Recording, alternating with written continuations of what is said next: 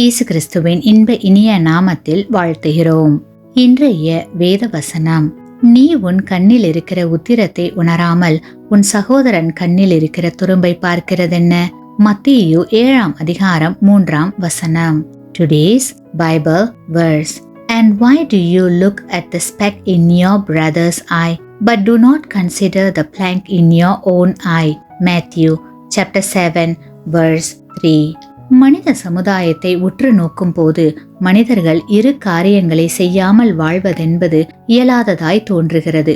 ஒன்று குறை கூறுதல், இரண்டாவது குறையில்லாமல் வாழ்வது. இந்த இரு செயல்களும் மனிதர்களோடு பிணைக்கப்பட்டிருப்பது கண்கூடாகும். அதிலும் பிறரை குறை கூறுவது என்பது மலிவான ஒன்றாக காணப்படுகிறது. பிறரை குறை கூறுகிறவர்கள் குறையின்றி வாழ இயலாது. கிறிஸ்துவுக்குள் அன்பான சகோதர சகோதரிகளே, பிறரிடத்தில் தவறுகளையும் பிழைகளையும் நாம் காணாமல் இருக்க முடியாது என்பது உண்மைதான்.